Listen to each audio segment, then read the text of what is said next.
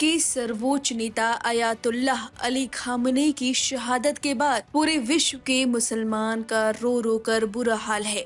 हर कोई अपने रहबर के जाने के गम में है, लेकिन इस सब के बावजूद ईरान हार मानने वालों में से नहीं है। खामनेई की शहादत का बदला अमेरिका और इजराइल से ईरान लेकर रहेगा, केवल हथियारों से नहीं बल्कि अपनी सबसे बड़ी शक्ति तेल व्यापार से भी। जी हाँ, ईरान तेल के खजाने पर बैठा हुआ है और उसने दावा किया है कि ईरान ने अपने स्ट्रेट ऑफ हॉर्मुज को बंद कर दिया है। स्ट्रेट ऑफ हॉर्मुज यह समुद्री मार्ग उत्तर में ईरान और दक्षिण में ओमान के बीच स्थित है। इसकी सबसे सकरी चौड़ाई लगभग 21 मील यानी 33 से 34 किलोमीटर है, लेकिन वैश्विक अर्थव्यवस्था के लिए इसकी अहमियत कहीं ज्यादा बड़ी है। दुनिया के कुल तेल सप्लाई का लगभग 20% हिस्सा इसी रास्ते से गुजरता है। हालिया आंकड़ों के अनुसार प्रतिदिन करीब 20 मिलियन बैरल कच्चा तेल और पेट्रोलियम उत्पाद इस स्ट्रेट ऑफ हॉर्मुज से होकर दुनिया के बाजारों तक पहुंचते हैं। ईरान लंबे समय से कहता रहा है कि यदि उस पर हमला हुआ तो वो स्ट्रेट ऑफ हॉर्मुज को बंद कर सकता है। स्ट्रेट ऑफ हॉर्मुज को दुनिया का सबसे महत्वपूर्ण ऑयल चेक पॉइंट माना जाता है।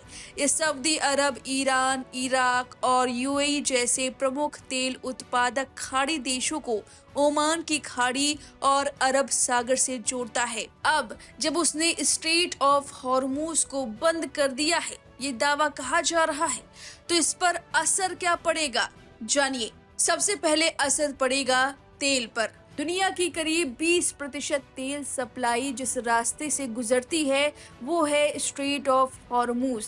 अगर ये रास्ता बंद हुआ तो यहाँ सैन्य टकराव बढ़ सकता है। सोचिए, पेट्रोल डीजल महंगा हो जाएगा, गैस सिलेंडर महंगा होगा, ट्रांसपोर्ट महंगा होगा, खाना पीना महंगा होगा और महंगाई की लहर भारत, चीन, जापान, यूरोप हर कोई इसकी मार झेलेगा। $72 का तेल $80-90 पार कर सकता है और जब तेल महंगा होता है तो सिर्फ कार की टंकी नहीं, आम आदमी की जेब भी खाली होती है। वही सोना चांदी पर भी इसका असर देखने को मिलेगा। सोना चांदी क्यों चमकेंगे? जब दुनिया पर युद्ध का असर मंडराता है तो पैसा सुरक्षित जगह भागता है और वो जगह है सोना। सोने में 10 से 15% तक की तेजी संभव है।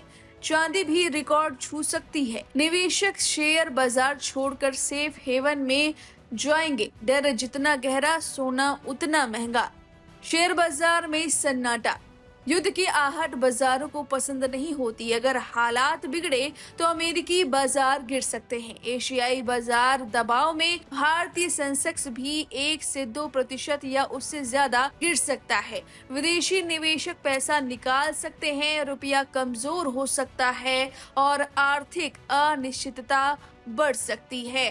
बिटकॉइन क्रिप्टो करेंसी भी सुरक्षित नहीं। बिटकॉइन जैसी बड़ी क्रिप्टो करेंसी में तेज उतार चढ़ाव संभव है। कुछ लोग इसे डिजिटल गोल्ड मानते हैं, लेकिन बड़े युद्ध के समय निवेशक जोखिम से दूरी बनाते हैं। 10% तक की गिरावट भी देखने को मिल सकती है। यानी कि तेल से लेकर सोना, शेयर बाजार से लेकर आम आदमी की रसोई, हर जगह इसका असर देखने को मिल सकता है। हालांकि युद्ध की स्थिति लगातार बनी हुई है। ईरान जवाब देगा, खामनेई की हत्या का बदला लेगा, रुकने वाले में से नहीं है। अब पूरे विश्व में मुसलमानों का बुरा हाल है। वो अपने रहबर को याद कर रहे हैं। 40 दिन का राष्ट्रीय शोक मनाया जाने वाला है। फिलहाल पल पल की अपडेट आपको देंगे।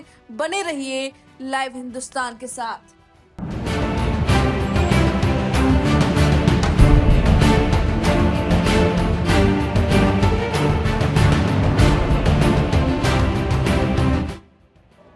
28 फरवरी की वो काली रात जिसने रेगिस्तान के चमकते सितारे दुबई को थर्रा कर रख दिया। 137 बैलिस्टिक मिसाइलों और 209 घातक ड्रोन्स। ईरान ने मिडिल ईस्ट की जंग का रुख अब संयुक्त अरब अमीरात यानी यूएई की तरफ मोड़ दिया है।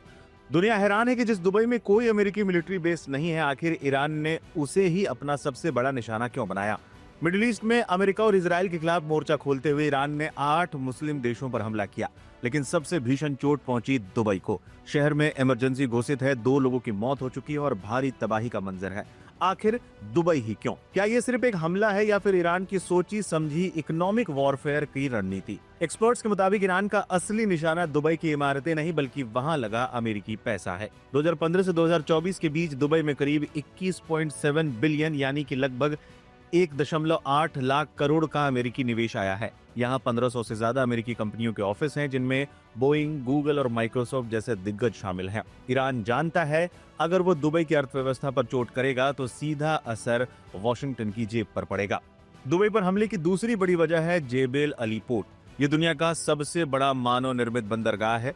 भले ही यहाँ बेस ना हो, लेकिन ये अमेरिकी युद्धपोतों का सबसे पसंदीदा ठिकाना है। यह हमला करके ईरान ने अमेरिका को संदेश दिया है कि उसके सुरक्षित समझे जाने वाले व्यापारिक गलियारे अब सुरक्षित नहीं है। ईरान की रणनीति साफ है, आर्थिक आत्मघाती हमला। ईरान समझता है कि अगर उसके शासन पर संकट आया तो वो पड़ोसी संपन्न देशों जैसे यूएई और सऊदी अरब की चमक को भी फीका कर देगा।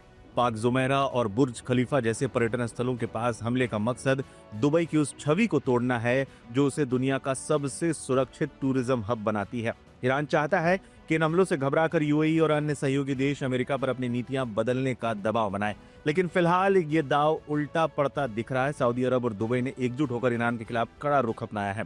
मिडिल ईस्ट की ये आग अब व्यापार और पर्यटन के केंद्रों तक पहुंच चुकी है। क्या ईरान की आर्थिक चोट उसे और ज्यादा अलग थलग कर देगी या ये जंग पूरे विश्व की अर्थव्यवस्था को डुबो देगी? नमस्कार। तो देखिए, ईरान, अमेरिका और इसराइल की जो युद्ध चल रहा है, उसमें अब तक करीब 2200 हमले जो हैं, स्ट्राइक जो है वो ईरान पर अमेरिका और इसराइल ने मिलकर किया है। खबर यह है कि इसमें से 1200 अकेले एयर स्ट्राइक इसराइल ने किया है, जबकि 1000 एयर स्ट्राइक जो है वो अमेरिकन फोर्सेस ने की है। इस बीच एक बड़ी खबर यह निकलकर सामने आ रही है कि अब अगले सुप्रीम के रूप में इनको चुन लिया गया, जिनका नाम है अयातुल्लाह अली रेजा अराफी। अब ये जो है उनका कुछ समय के लिए कमान संभालेंगे। मेरे साथ इमरान जी हैं। इमरान जी, सबसे पहले तो ये सवाल उठता है कि एक तरीके से अयातुल्लाह अली रेजा अराफी, इनको बताया जा रहा है कि इनका रोल पहले था member of guardian council and assembly of experts. ये क्या चीज थी और किस तरीके से फिर इनको चुना गया है? अभी बिल्कुल, ये मजलिस खोबरगान जो कहलाती, जो आयतुल्लाह या आयतुल्लाह नहीं, सुप्रीम लीडर का चुनाव करती है, उसके लिए जो एक मजलिस है, जो कमेटी है, जिसको गार्जियन काउंसिल कहते हैं, सुप्रीम गार्जियन काउंसिल, उसके ये मेंबर रहे हैं।